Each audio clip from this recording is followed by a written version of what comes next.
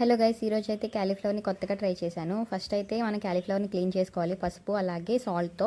ఆ తర్వాత ఆయిల్లో ధనియాలు, జీలకర్ర, దాల్చిన చెక్క, లవంగం మొగ్గ, అలాగే టొమాటోస్, జీడిపప్పు, కొంచెం కొబ్బరి వేసుకుని ఫ్రై చేసుకుని దాన్ని గ్రైండ్ చేసుకుని పక్కన పెట్టుకోండి. అలాగే అదే ప్యాన్లో కొంచెం ఆయిల్ వేసుకుని ఇందాక తీసి పెట్టుకున్న క్యాలీఫ్లవర్ని కొంచెం లైట్గా ఫ్రై చేసుకోండి. ఎక్కువ ఫ్రై చేయొద్దు, మాడిపోతాయి. ఆ తర్వాత అవి తీసి పక్కన పెట్టుకుని అదే ప్యాన్లో కొంచెం ఆయిల్ వేసుకుని ఆవాలు, బిర్యానీ ఆకు, ఆనియన్స్, పచ్చిమిర్చి గోల్డెన్ కలర్ వచ్చే వరకు ఫ్రై చేసుకోండి.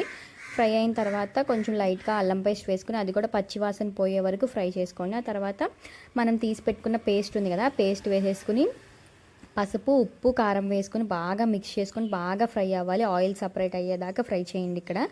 ఆ తర్వాత మనం ఇందాక ఫ్రై చేసి పెట్టుకున్న క్యాలీఫ్లవర్ని వేసి బాగా ముక్కలకి పట్టేలాగా బాగా కలిపి ఫ్రై చేసుకున్న తర్వాత కావాల్సినంత వాటర్ పోసుకోండి.